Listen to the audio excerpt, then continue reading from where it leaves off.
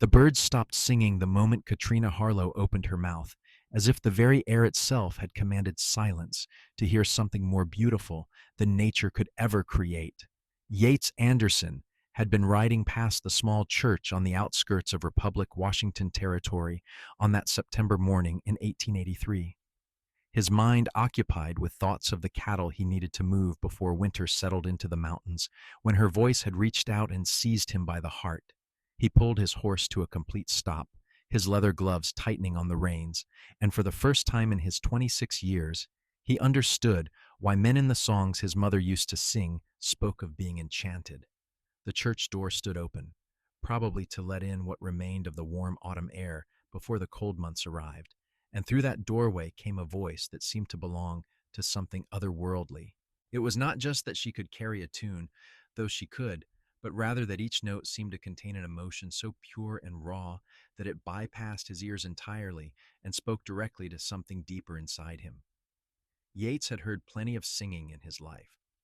He had sat through church services where well-meaning ladies had warbled hymns, and he had listened to saloon girls belt out bawdy tunes for the entertainment of drunken miners.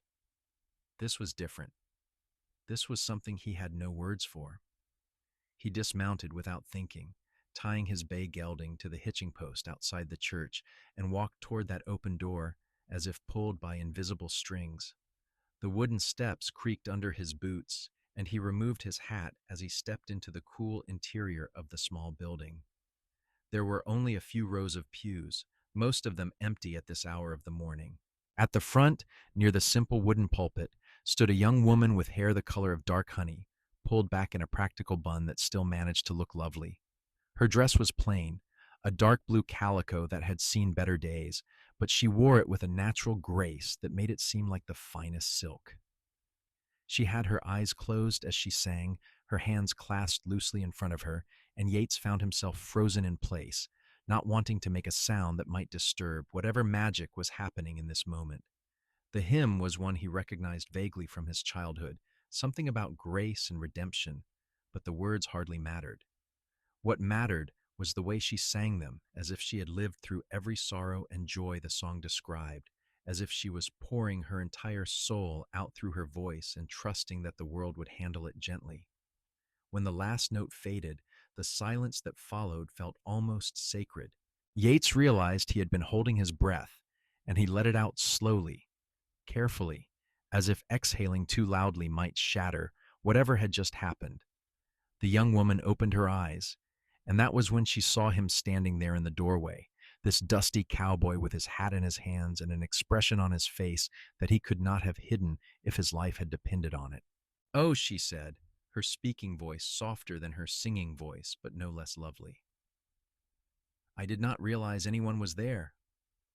"I apologize for intruding, miss," Yates said, finding his voice, though it came out rougher than usual. "I was just passing by and I heard you singing. I have never heard anything like that in my life." A faint blush colored her cheeks, and she looked down at her hands. "That is very kind of you to say, though I think you exaggerate. I was just practicing for Sunday service. Reverend Matthews asked if I would sing during the morning worship." "If the whole congregation does not weep, they will have hearts made of stone," Yates said, and he meant every word. He took a few steps closer, still holding his hat, feeling suddenly awkward and very aware of the trail dust covering his clothes and the fact that he probably smelled of horse and leather and hard work. "My name is Yates Anderson. I have a ranch about 10 miles west of here, up in the foothills." "Katrina Harlow," she said, and she offered him a small smile that made his heart do something strange in his chest.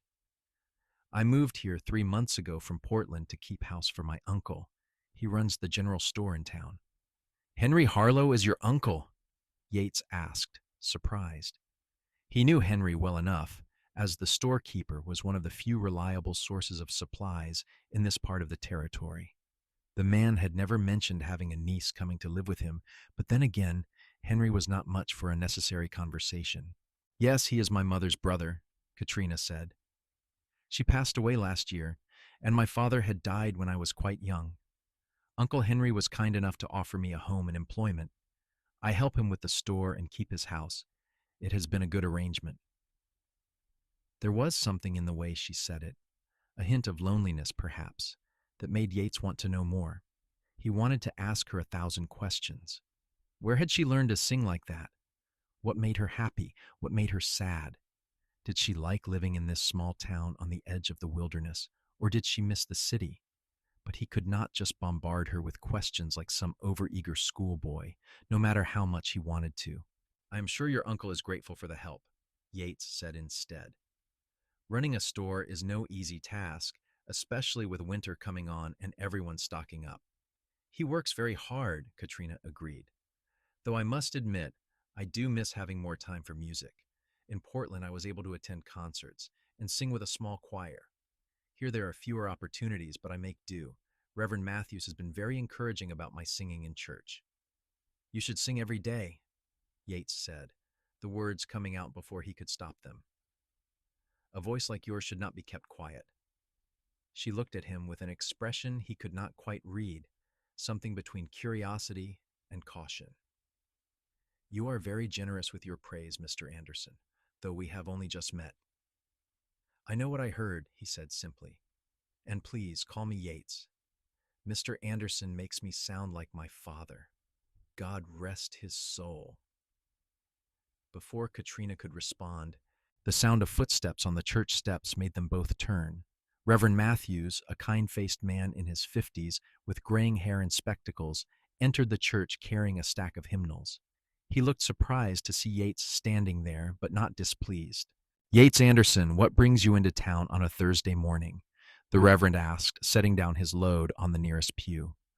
I would have thought you would be busy with your cattle this time of year. I was heading into town for supplies, Yates said, which was true enough, even if he had not actually made it to the store yet.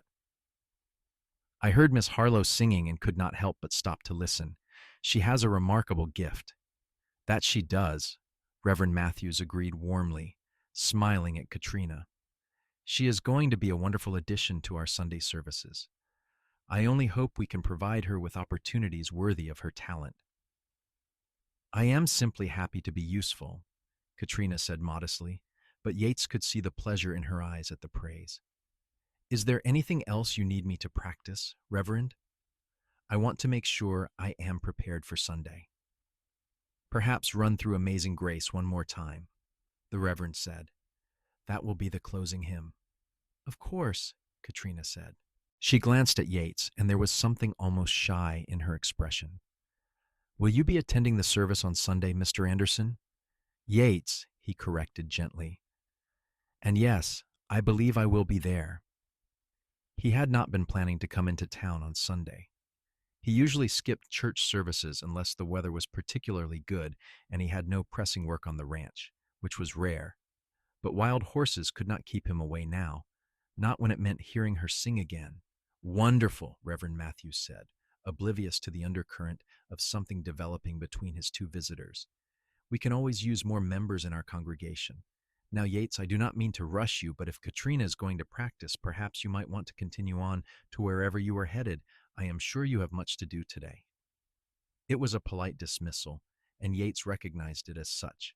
He nodded, putting his hat back on his head and touching the brim in a gesture of farewell. Of course, Reverend. Miss Harlow, it was a genuine pleasure to meet you. I look forward to hearing you sing on Sunday. The pleasure was mine, Yates, Katrina said, and the fact that she used his given name sent an unreasonable thrill through him. He left the church, stepping back out into the bright September morning, but the world looked different now than it had when he had ridden into town. The sky seemed bluer, the air seemed clearer, and he felt more alive than he had in years. It was ridiculous, he told himself as he untied his horse and swung up into the saddle. He had spoken to the woman for perhaps 10 minutes, and most of that conversation had been perfectly ordinary. Yet something had shifted inside him, something fundamental and irreversible.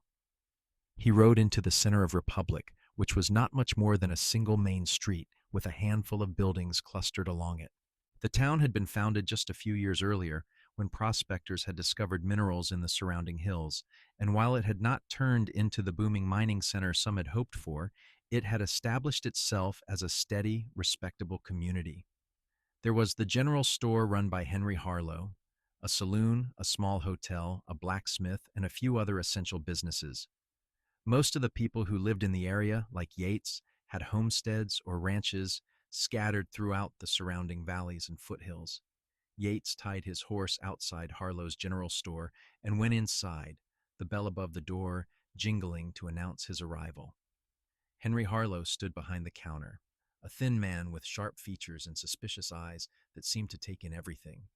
He looked up when Yates entered, and his expression shifted to something that might have been friendliness, though it was hard to tell with Henry. "Yates," Henry said by way of greeting. "What can I do for you today?" "I need some supplies," Yates said, pulling a list from his pocket that he had written out the night before. "Coffee, flour, beans, salt, and if you have any dried apples, I would take a few pounds of those as well." Henry took the list and began pulling items from the shelves behind him, moving with the efficiency of a man who had done this task thousands of times. "Heard you were at the church just now," he said without looking at Yates. News traveled fast in small towns, Yates thought, though he should have expected it. "I stopped to listen to your niece sing. She is very talented."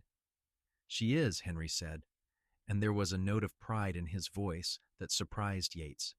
"Her mother had a fine voice too, though Katrina surpasses her. I count myself lucky to have her here, even if the circumstances that brought her were sad." "She mentioned that her mother passed away recently," Yates said carefully, not wanting to pry, but wanting to know more. "That must have been difficult for her." "It was," Henry said, setting a sack of flour on the counter with a thump. "Pneumonia took her last winter. Katrina had been caring for her for months, and when it was over, she had nothing left. No money, no prospects, and no family except for me. I was glad to offer her a place here. She is a good girl, hardworking and honest." There was something protective in the way Henry said it. A warning, perhaps, that Yates should not get any ideas, but Yates was not afraid of Henry Harlow, and he was not going to pretend he had not been moved by what he had experienced in that church. "She seems like a fine young woman," Yates said evenly. "And anyone who can sing like that is wasted keeping house. No offense to your household." Henry's eyes narrowed slightly. "She has a place here, and she seems content with it. I would not want to see her hurt or disappointed by promises that could not be kept." Yates met his gaze steadily. "I am not in the habit of making promises I cannot keep, Henry. And I just met your niece this morning. I am not proposing anything except that I enjoyed hearing her sing, and I hope to hear her again." "See that it stays that way," Henry said, but some of the hardness left his expression. "She has been through enough without adding heartbreak to it." Yates nodded, understanding the older man's protectiveness, even if it rankled slightly. He paid for his supplies, loaded them onto his horse, and headed back toward his ranch, but his mind was not on cattle or chores or the coming winter. His mind was on a young woman with dark honey hair and a voice that could silence birds. The days until Sunday seemed to crawl by at an agonizing pace. Yates threw himself into his work, repairing fences and checking on his small herd of cattle, making sure they were ready for the drive to lower pastures before the snow came. He had built his ranch from nothing over the past 5 years, taking advantage of the Homestead Act to claim his land and working himself nearly to death to make it productive. It was not a large operation, not like some of the big ranches further south, but it was his, and he was proud of it. He had always thought that was enough, the land and the work and the satisfaction of building something with his own hands. He had not given much thought to marriage or family, telling himself there would be time for that later, once the ranch was more established and he had something more to offer a woman than hard work and an uncertain future. But now, having met Katrina, having heard her sing, he found himself questioning everything. What was the point of building something if there was no one to share it with? What was the point of a home if it was empty and silent? He had been content with his solitude, or so he had thought, but Katrina's voice had awakened something in him that he had not known was sleeping. Sunday morning finally arrived, dawning clear and cold, with the promise of winter in the air. Yates woke before sunrise, as he always did, and went through his morning chores with unusual speed. He fed his horse and the few chickens he kept for eggs, checked on the cattle one more time, and then went inside his small cabin to wash and dress in his best clothes. He did not have much in the way of finery, but he had a clean shirt and a vest that did not have any holes in it, and he polished his boots until they shone. The ride into Republic took him just over an hour, and he arrived at the church with time to spare before the service began. There were already several wagons and horses tied up outside, families from the surrounding area who had made the journey into town for worship and socializing. Yates recognized most of them by sight, if not by name, nodded to a few, and made his way inside. The church was more crowded than it had been on Thursday, with most of the pews filled. Yates found a spot near the back, not wanting to draw attention to himself, and waited for the service to begin. He scanned the front of the church, looking for Katrina, and finally spotted her sitting in the front row next to her uncle. She wore a different dress today, a deep green that brought out something in her coloring, and her hair was arranged in a similar style, but with a bit more care. Reverend Matthews began the service with a prayer and a reading from Scripture, and then it was time for the first hymn. Katrina stood and walked to the front, positioning herself near the pulpit, and Yates felt his heart begin to beat faster. The Reverend announced the hymn, and the small organ in the corner began to play, and then Katrina opened her mouth and began to sing. It was even more powerful than it had been on Thursday, perhaps because the church was full of people and her voice filled the space completely, or perhaps because Yates knew what to expect and could focus more fully on the experience. Around him, he could see people's expressions changing, becoming softer, more open. A woman in the row ahead of him wiped at her eyes. A grizzled prospector who Yates knew to be as tough as old leather sat with his mouth slightly open, completely transfixed. Yates could not take his eyes off Katrina. She sang with her whole being, not just her voice but her body, her spirit, everything. When the hymn ended, there was a moment of absolute silence before the congregation seemed to collectively remember to breathe. Reverend Matthews had to clear his throat twice before he could continue with the service. Katrina sang twice more during the service, and each time the effect was the same. By the time the final hymn concluded and Reverend Matthews offered the benediction, Yates felt wrung out emotionally, as if he had been on some kind of journey and was only just returning. People filed out of the church slowly, gathering in small groups outside to talk and catch up on news. Yates waited, unsure of what he was waiting for exactly, until he saw Katrina emerge from the church with her uncle. Several people stopped her to offer compliments and thanks, and she accepted them all with gracious humility. Yates approached when there was finally a break in the stream of well-wishers. "Miss Harlow," he said, and she turned to him with a smile that made his pulse quicken. "That was extraordinary. Thank you for sharing your gift with us." "Thank you, Yates," she said, and he loved the way his name sounded in her voice. "I am glad you were able to come today." "I would not have missed it for anything," he said honestly. Henry Harlow was watching them with a careful expression, but before he could say anything, Reverend Matthews joined their group. "Katrina, that was truly inspired," the Reverend said warmly. "I have already had 3 people tell me they want to come back next week, just to hear you sing again." "You are too kind, Reverend," Katrina said, but Yates could see the pleasure in her eyes.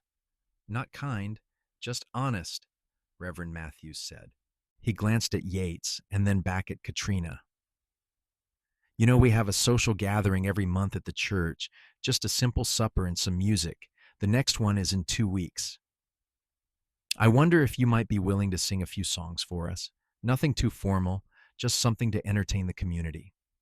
"I would be happy to," Katrina said immediately. "Wonderful," the Reverend said. "And Yates, I hope we will see you there as well. We can always use more participation from our ranchers and homesteaders." "I will be there," Yates said, and he saw Katrina's smile widen just a fraction. Over the following 2 weeks, Yates found excuses to come into town more often than was strictly necessary. He needed extra nails from the general store. He wanted to check on a saddle the blacksmith was repairing. He had to speak to someone about purchasing additional hay for the winter. Each time he managed to see Katrina, even if it was just for a few minutes while she worked in the store or ran errands for her uncle. They talked about simple things at first: the weather, the town, his ranch, her adjustment to life in Republic. But gradually, as they became more comfortable with each other, the conversations deepened. She told him about growing up in Portland, about her father, who had been a teacher and had died of fever when she was only 8 years old. She talked about her mother, who had worked as a seamstress to support them and had taught Katrina to sing. She used to say that music was the language of the soul, Katrina said one afternoon as they stood outside the general store, ostensibly discussing the quality of the autumn apples that had just arrived, but really just enjoying each other's company. She said that when we sing, we are speaking the truth of who we are, without any of the masks we wear in everyday life. I think she was right, Yates said. When I hear you sing, I feel like I am hearing something true and real in a way that most things in life are not. Katrina looked at him with an intensity that took his breath away. Do you really mean that? Every word, he said. She was quiet for a moment, and then she said, Would you like to hear more? I mean, outside of church? I would like nothing more, Yates said. There is a place I go sometimes, Katrina said, glancing back at the store to make sure her uncle was not watching. A small meadow about a mile north of town, near the creek. I go there when I want to practice without disturbing anyone. I will be there tomorrow afternoon if you wanted to come. I will be there, Yates promised. The next afternoon, he rode out to the spot she had described, following the creek until he found a small meadow surrounded by pine trees. Katrina was already there, sitting on a fallen log near the water. She stood when she saw him approach, and there was something nervous in her expression, as if she was taking a risk by inviting him here. Thank you for coming, she said as he dismounted. Thank you for inviting me, he said. This is a beautiful spot.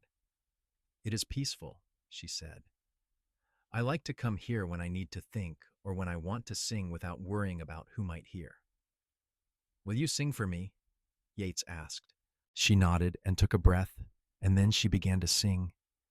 It was not a hymn this time, but a folk song, something about lost love and longing, and it was heartbreaking and beautiful.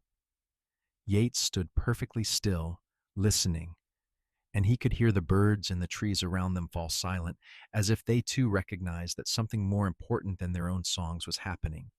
When she finished, he found he could not speak for a moment. Finally, he managed to say, How did you come to have such a gift? I do not know, Katrina said honestly. I have always been able to sing for as long as I can remember. My mother helped me develop it, taught me about breath control and expression, but the ability itself just seems to be part of who I am. It is extraordinary, Yates said. He took a step closer to her, close enough that he could see the flecks of gold in her brown eyes. You are extraordinary. I am just ordinary, she said softly. I am just a woman trying to make her way in the world. There is nothing ordinary about you, Yates said. He reached out slowly, giving her time to pull away if she wanted to, and took her hand in his. Her fingers were cool and small in his rough, work-worn hand. From the moment I heard you sing, I have not been able to think of anything else. I know we have only just met, and I know I am just a rancher with more ambition than sense, but I need you to know that you have affected me deeply. Katrina looked up at him, and he could see uncertainty and hope warring in her expression. You have affected me too, she admitted. When you stopped at the church that first day, when you looked at me like my singing was the most important thing in the world, I felt seen in a way I have not felt since my mother died. Everyone here is kind, but they do not really understand what music means to me. You do. I do, Yates agreed. Or at least I understand that it is essential to who you are, and that anyone who tried to take that away from you or diminish it would be doing you a terrible wrong. My uncle loves me in his way, Katrina said, but he sees my singing as a pleasant hobby, not as something that matters. He thinks I should be focused on finding a husband and settling down, and the singing can be something I do when I have time. What do you think? Yates asked. I think I want both, Katrina said.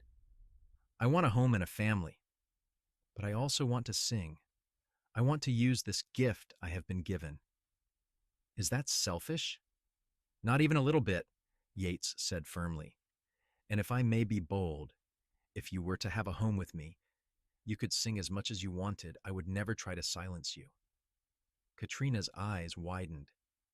Yates, are you saying what I think you are saying? I am saying that I am falling in love with you, Yates said, the words coming out in a rush. I know it is fast, and I know we should probably take more time, but I am not a man who wastes words or pretends to feel things I do not feel. You have captured my heart completely, Katrina Harlow, and if you would give me the chance, I would spend the rest of my life making sure you never regretted it. Katrina was quiet for a long moment, and Yates felt his heart pounding so hard he thought it might burst from his chest. Then slowly, she smiled, and it was like the sun coming out from behind clouds. I am falling in love with you too, she said, and yes, I would like the chance to see where this leads. Yates felt a joy so intense it was almost painful. He lifted her hand to his lips and kissed it gently, a gesture that felt both old-fashioned and exactly right. May I court you properly? He asked. You may, Katrina said, laughing a little at his formality. They spent the rest of the afternoon together in that meadow, talking and laughing and occasionally falling into comfortable silences. She sang for him again, several more songs, and he listened with the same rapt attention he had shown from the beginning.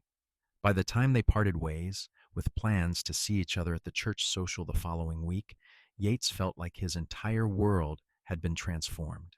The church social was held on a crisp October evening, with long tables set up outside the church laden with food that the women of the community had prepared. There was roasted venison and rabbit, fresh bread, preserved vegetables, pies made from the last of the summer berries, and strong coffee. People gathered in small groups, eating and talking and enjoying the pleasant weather before winter truly set in. Yates arrived early, bringing a contribution of smoked fish that he had caught in a mountain stream near his ranch. He found Katrina helping to arrange food on the tables, and she gave him a warm smile that made several nearby women exchange knowing glances.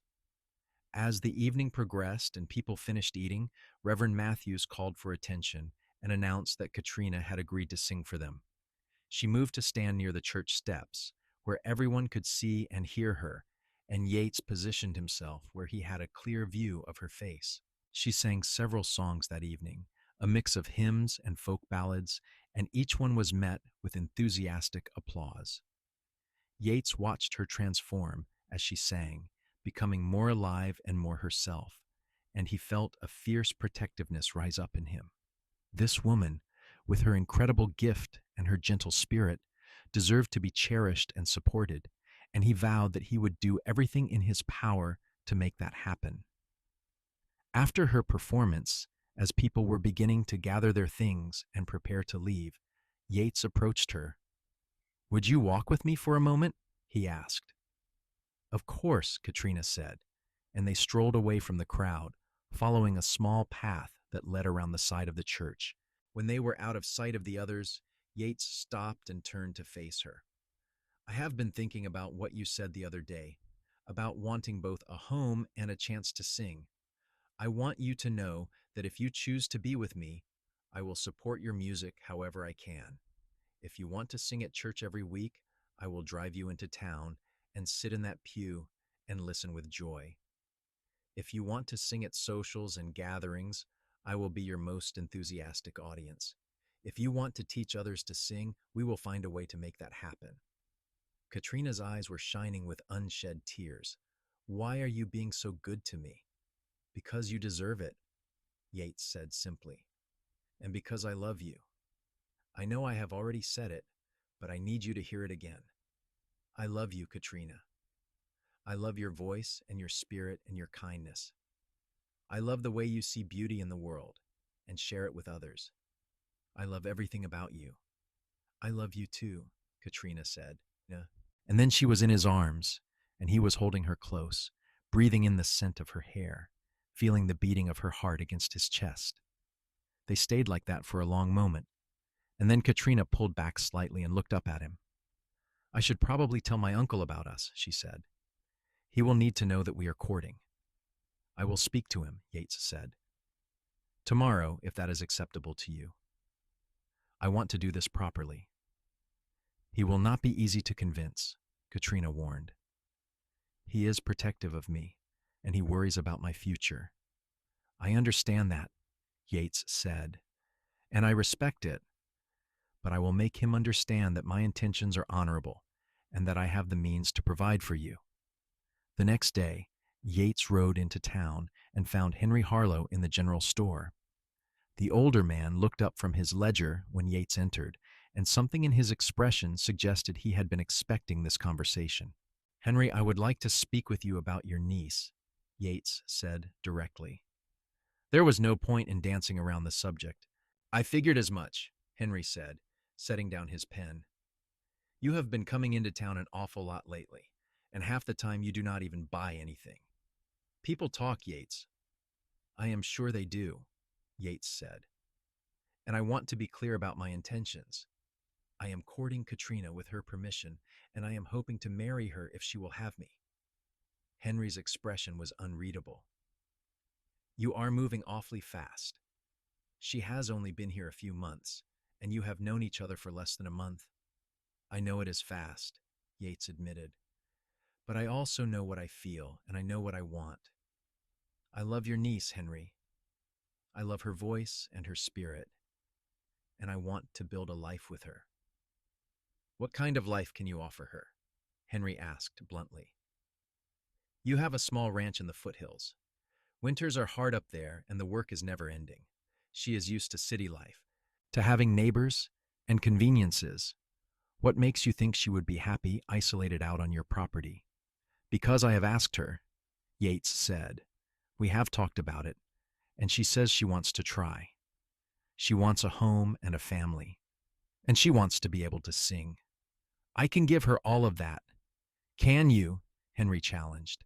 How is she supposed to sing if she is living miles from town? Who is going to hear her out there? I will hear her, Yates said. And we will come into town for church and socials, and if she wants to do more, if she wants to perform or teach, we will find a way to make it work. I am not trying to lock her away, Henry. I am offering her a partnership, a life where she is valued and supported. Henry studied him for a long moment, and then he sighed. She cares for you, I can see that. And God knows she deserves some happiness after what she has been through. But if you hurt her, Yates, if you make promises you do not keep, you will answer to me.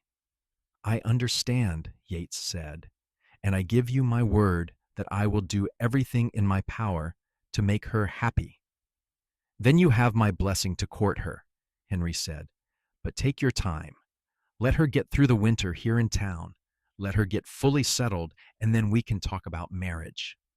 Yates wanted to argue, wanted to say that waiting months felt like torture, but he also understood that Henry had a point.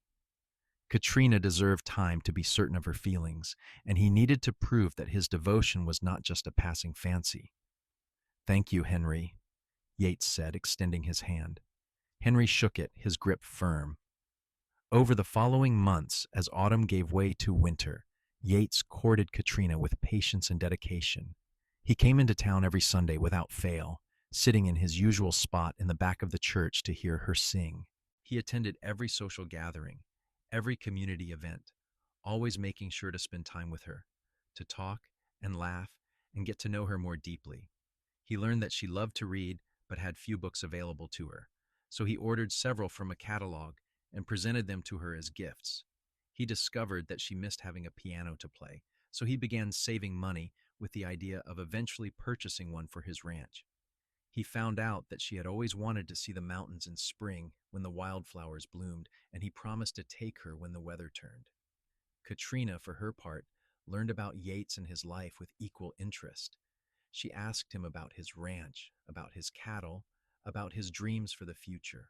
She listened to his stories about growing up in Oregon, about his parents who had passed away when he was 19, about the hard years when he had worked as a hired hand on other people's ranches before finally having enough money to claim his own land. You have built something remarkable, she told him one snowy afternoon in December as they sat in the small parlor of Henry's house, chaperoned by Henry himself, who sat in the corner pretending to read his newspaper. To start with nothing and create a working ranch that takes real courage and determination. It has been worth it, Yates said. But I will admit it has been lonely at times. I have been so focused on the work that I have not thought much about anything else. Meeting you has changed that. Now, when I am working on the ranch, I am not just thinking about fences and cattle. I am thinking about building a home, a real home for us. For us, Katrina repeated softly, and the way she said it made his heart ache with longing. Winter in the Washington Territory was cold and harsh, with heavy snows that made travel difficult.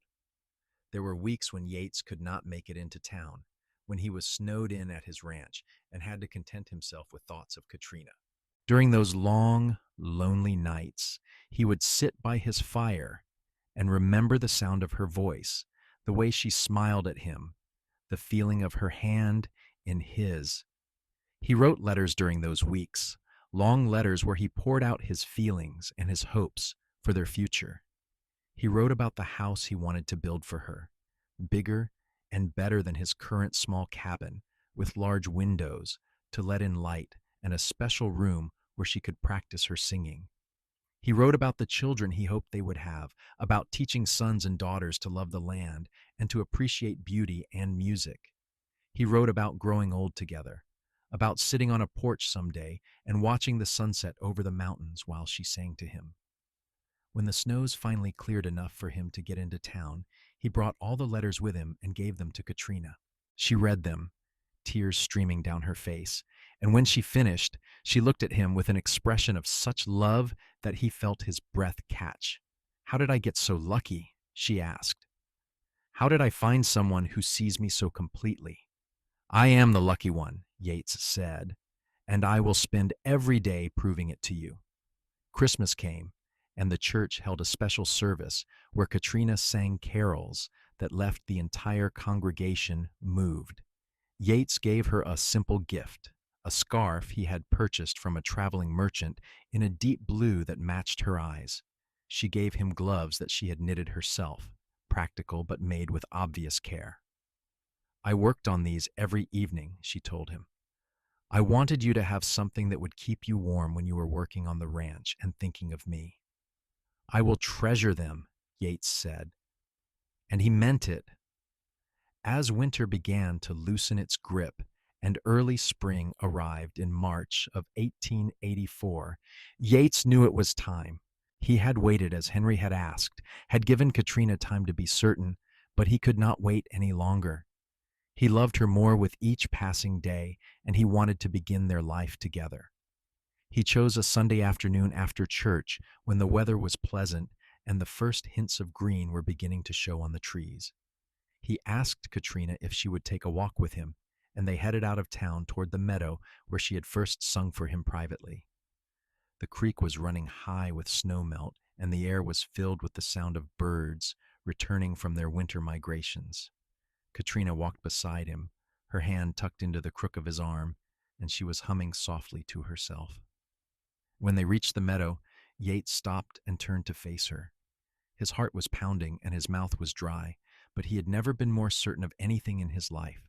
"Katrina," he said, taking both of her hands in his, "we have been courting for nearly 6 months now, and in that time you have become the most important person in my world. I wake up thinking of you, and I fall asleep with your voice in my head. I love you more than I knew it was possible to love anyone." "Yates," Katrina said, her eyes already filling with tears. "Let me finish," he said gently. "I know I am not much. I am just a rancher with a modest spread, and big dreams. I cannot offer you the culture and society of a city, and I cannot promise that life with me will always be easy. But I can promise that I will love you with everything I have. I can promise that I will support your music and your dreams. I can promise that I will work every day to make you happy and to build a life together that is worth living. He released one of her hands and reached into his pocket, pulling out a small ring. It was simple, just a thin gold band with a small stone, but he had saved for months to buy it. Katrina Harlow, will you marry me? Katrina was crying openly now, tears streaming down her face, but she was also smiling wider than he had ever seen. Yes, she said. Yes, Yates, I will marry you. I love you so much. He slipped the ring onto her finger, and then he pulled her into his arms and kissed her for the first time. It was gentle and sweet and full of promise, and when they finally pulled apart, they were both laughing with joy. I need to ask your uncle for his formal blessing, Yates said, but I wanted you to agree first. He will say yes, Katrina said confidently. He has seen how happy you make me. He knows this is right. They walked back to town hand in hand, and Yates went directly to the general store to speak with Henry. The older man looked up as they entered, saw their clasped hands and joyful expressions, and shook his head with a rueful smile. I suppose you have something to tell me, he said. I have asked Katrina to marry me, and she has said yes, Yates said. I am asking for your blessing, Henry. Henry looked at his niece and his expression softened. Are you happy, Katrina? Happier than I have been in years, she said. He is a good man, Uncle Henry, and he loves me. I want this. Then you have my blessing, Henry said. He came around the counter and embraced his niece, and Yates saw him whisper something in her ear that made her hug him tighter. Then he turned to Yates and offered his hand. Take care of her, Yates. She is precious. I will, Yates promised. You have my word. They were married 6 weeks later, in early May of 1884, in the same small church where Yates had first heard Katrina sing. It was a simple ceremony, attended by most of the community, and Reverend Matthews performed the service with obvious pleasure. Katrina wore a new dress that she and several of the town women had sewn together, a soft cream color with delicate embroidery, and she looked more beautiful than Yates had ever seen her. When it came time for her to sing, as part of the ceremony, she had insisted on including a song. She sang a hymn about love and devotion, and there was not a dry eye in the church by the time she finished. Yates stood at the altar, watching her, and felt overwhelmed by the knowledge that this extraordinary woman had chosen him, that she was going to be his wife, his partner, his everything. They spent their wedding night at the small hotel in Republic, and the next morning, Yates loaded their belongings onto a wagon, and they set out for the ranch that would now be their home. Katrina sat beside him on the wagon seat, looking excited and a little nervous. What if I do not adjust well to ranch life? She asked as they traveled along the rough road. What if I am not suited to it? Then we will figure it out together, Yates said. But I think you are going to be wonderful. You are strong and capable, and you are not afraid of hard work. And anytime you need to be around people, anytime you need to sing for an audience, we will come into town. The ranch, when they arrived, looked better than it ever had. Yates had spent weeks preparing for Katrina's arrival, cleaning and improving the cabin, building new furniture, making everything as comfortable as possible. It was still modest, but it was clean and sturdy and filled with light. Katrina walked through the cabin slowly, taking in every detail, and then she turned to him with tears in her eyes. It is perfect, she said. It is our home. They settled into married life with surprising ease. Katrina threw herself into learning the rhythms of ranch life, helping with chores, tending to the garden, learning to cook over the wood stove. She was not naturally suited to all of it, but she approached everything with determination and good humor, and Yates fell more in love with her every day. True to his promise, he made sure she had time and space to sing. Every morning, after the essential chores were done, she would spend an hour practicing, her voice ringing out across the meadows and forests. The birds, just as they had from the beginning, would fall silent when she sang, as if recognizing that they were in the presence of something superior to their own music. Yates would often stop whatever he was doing just to listen to her. He would stand in the barn or the field, his hands still on whatever task he had been performing, and let her voice wash over him. It never got old, never became commonplace. Every time she sang, it was a gift, a reminder of how blessed he was. They made the journey into Republic every Sunday for church, and Katrina continued to sing for the congregation. Her reputation spread beyond the small town, and occasionally people would travel from other communities just to hear her. There was talk of her performing in larger towns, maybe even in Spokane Falls, but Katrina was content with her life and felt no need to seek broader fame. "I have everything I need right here," she told Yates one evening, as they sat on the porch of their cabin, watching the sun set over the mountains. "I have you, I have our home, and I have the chance to sing. What more could I want?" "I want to make sure you never feel like you are missing out," Yates said. "I want to make sure your talent is not wasted." "My talent is not wasted," Katrina said firmly. "I sing for our community, I sing for you, and I sing for myself because it brings me joy. That is not waste, that is purpose." Their first year of marriage was not without challenges. The winter was hard, with weeks of heavy snow that kept them isolated at the ranch. There were times when supplies ran low, when the work was exhausting, when the loneliness of their remote location weighed on both of them. But they faced everything together, supporting each other, and their bond only grew stronger. In the spring of 1885, Katrina told Yates that she was expecting their first child. He was overwhelmed with joy and immediately began making plans to expand the cabin, to create a proper nursery, to ensure that Katrina and the baby would have everything they needed. "You are going to be a wonderful father," Katrina said, watching him sketch out plans for the expansion on a piece of paper. "I hope so," Yates said. "I want to give our children everything: love, security, a home where they can grow and thrive." "They will have all of that," Katrina assured him, "because they will have us."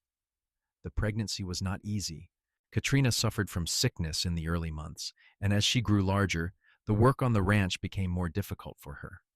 Yates took on as many of her tasks as he could, insisting that she rest and take care of herself. He brought in a woman from town to help toward the end, an older woman named Mrs. Patterson who had delivered half the babies in the county. In late October of 1885, after a long and difficult labor, Katrina gave birth to a healthy baby boy. They named him Thomas, after Yates's father, and from the moment Yates held his son in his arms, he understood a kind of love he had never imagined possible. Katrina recovered slowly from the birth, and for several weeks, Yates handled most of the ranch work along with caring for her and the baby. But gradually she regained her strength, and life settled into a new rhythm that included their son. What surprised them both was that even as a newborn, Thomas seemed to respond to music. When Katrina sang, he would quiet immediately, his small face turning toward the sound of her voice. As he grew older, he would smile and coo when she sang, and Yates loved watching the two of them together, his wife singing lullabies to their son. "He has your love of music," Yates said one evening as he watched Katrina rocking Thomas to sleep while singing softly. "Perhaps," Katrina said, "or perhaps he just knows that his mother's voice means safety and love." As Thomas grew from baby to toddler, the ranch continued to prosper. Yates had built up his herd and had gained a reputation for producing quality cattle. They had enough money now to make improvements, to think about the future with confidence rather than uncertainty. Katrina continued to sing, though her time was more limited now with a young child to care for. She still sang at church when she could, and she filled their home with music every day. Thomas's first words included both Mama and Papa, but also sing, which he would say while pointing at his mother, asking for a song. In the spring of 1887, Katrina told Yates that she was expecting their second child. This pregnancy was easier than the first, and in December of that year, She gave birth to a daughter they named Sarah. Sarah was quieter than Thomas had been, but she too seemed entranced by her mother's singing from the very beginning. Life on the ranch settled into a comfortable pattern. The children grew, the cattle thrived, and Yates and Katrina's love deepened with each passing year. They faced challenges, as all families do, but they faced them together, and their commitment to each other never wavered. Thomas showed an early aptitude for ranch work, following his father around and wanting to help with everything. Sarah, on the other hand, showed clear signs of having inherited her mother's musical gift. By the time she was 4 years old, she could carry a tune perfectly, and her little voice, while not yet having the power of her mother's, had the same quality of purity and emotion.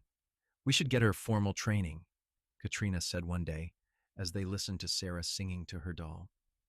"She has real talent, and it should be developed." "How would we do that out here?" Yates asked practically. "We will find a way," Katrina said.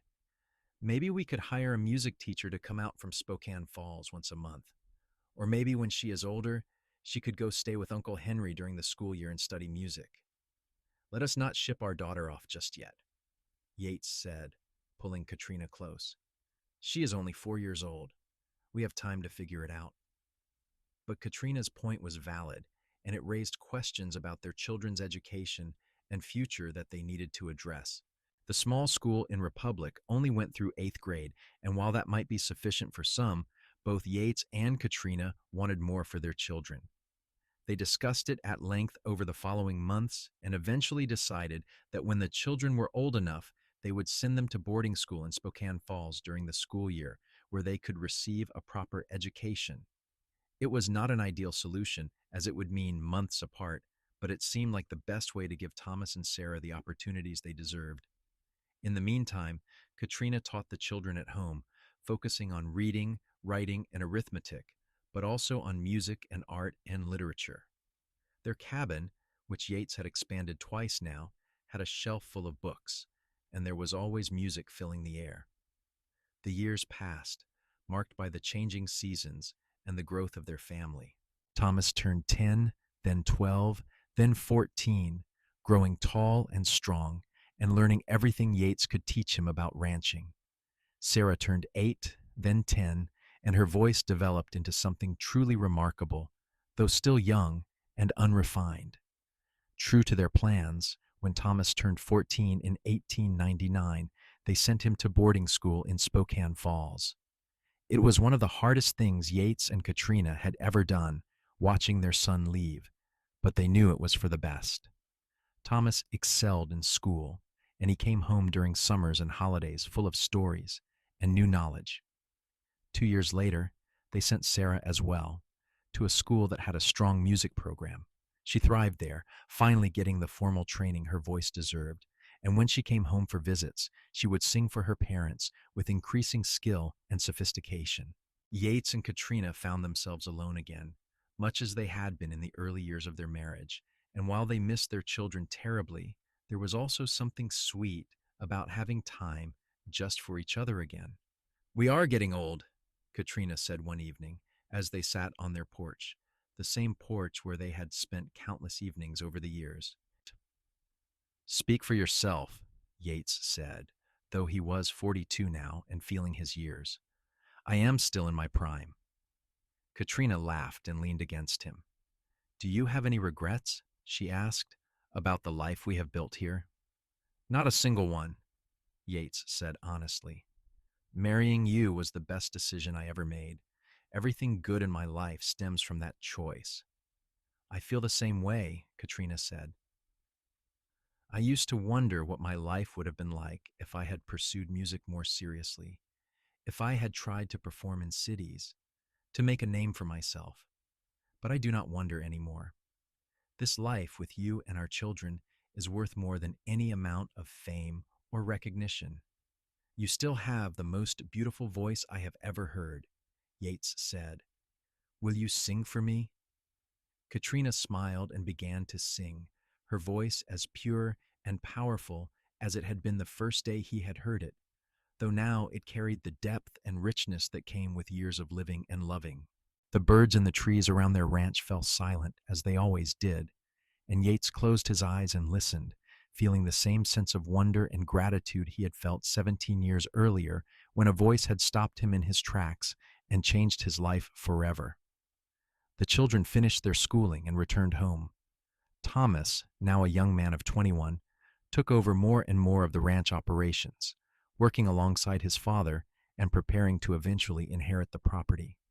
Sarah, 19 years old and with a voice that could rival her mother's, had offers to sing professionally in various cities, but she chose instead to stay in the territory, singing at churches and community events throughout the region. "I do not need a grand stage," she told her parents. "I learned from Mama that music is about connection, about touching people's hearts. I can do that just as well here as I could anywhere else." Katrina cried when Sarah said that, and Yates felt a profound pride in both of his children. They had raised them right, had instilled in them good values and a sense of what truly mattered in life. In 1905, Thomas married a young woman from Spokane Falls named Elizabeth, and they built a house on the ranch property, not far from Yates and Katrina's home. A year later, they welcomed Yates and Katrina's first grandchild, a boy they named Yates Thomas after his grandfather. Holding his grandson for the first time, Yates felt the circle of life completing itself in a profound way. He was no longer young, and his body ached from decades of hard work, but he had lived a good life. He had built something lasting, not just in terms of the ranch, but in terms of family and love. Sarah married a few years later, in 1908, to a teacher from Republic named James Mitchell. James was a good man who loved Sarah's music and encouraged her to continue singing. They also built a home on the ranch property, and Sarah gave birth to twins, a boy and a girl, in 1909. Yates and Katrina, now in their 50s, found themselves surrounded by family, by grandchildren who ran through the meadows and filled the air with laughter. The ranch that had once been so lonely and isolated was now bustling with life and love. On a warm June evening in 1910, the entire family gathered at Yates and Katrina's home for dinner. It had become a weekly tradition, this gathering, and Yates treasured every moment of it. After the meal, as the sun was setting and painting the sky in brilliant oranges and pinks, Katrina began to sing. She was 51 years old now, and her voice had changed over the years, had gained a richness and depth that only time could bring, but it was still the most beautiful sound Yates had ever heard. Sarah joined her mother, their voices blending in perfect harmony, and then Sarah's daughter, only a year old but already showing signs of musical ability, cooed along in her own way. Yates sat surrounded by his family, watching 3 generations of women singing together, and he felt a contentment so deep it brought tears to his eyes. This was what he had worked for all these years. This was what mattered. Thomas sat beside him, and he leaned over and said quietly, "You built something amazing here, Pa. Not just the ranch, but this family, this life. I hope I can do half as well." "You will do better," Yates said. "You already are." As the song ended and the family began to disperse, some heading to their own homes, others settling in for the evening, Katrina came and sat beside Yates on the porch. She took his hand, her fingers still small and delicate in his larger, work-roughened ones, just as they had been 27 years earlier when he had first held her hand. "What are you thinking about?" she asked. "I am thinking about the day I first heard you sing," Yates said. "I was just a cowboy riding past a church, and your voice reached out and grabbed me. I had no idea that stopping to listen would change my entire life." "I am grateful you stopped," Katrina said. "I am grateful for every day we have had together." "Would you sing for me one more time?" Yates asked. "Just for me?" Katrina smiled and began to sing, a soft, sweet song about love that endures through all things. Yates listened, just as he had listened for hours on end throughout their years together, and he knew that no matter how many more years they had, whether it was 1 or 20, he would never tire of hearing her voice. The birds in the trees fell silent, as they always had, and in that moment, Yates Anderson understood that he had lived the life he was meant to live. He had found the woman he was meant to love, and together they had built something beautiful and lasting. The Wild West might have been harsh and unforgiving, but it had also been generous enough to give him this gift, this extraordinary woman whose voice could silence birds and who had agreed to share her life with a simple cowboy.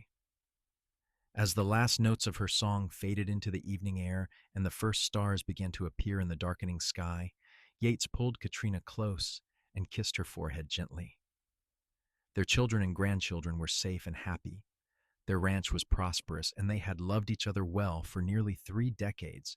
It was, he thought, as perfect an ending as any man could hope for, though it was not really an ending at all, but rather a continuation of a love story that would echo through generations, carried forward by the voices of daughters and granddaughters who would sing their own songs and touch their own hearts, just as Katrina had done so many years ago on a September morning when a cowboy had stopped to listen and found his entire world transformed.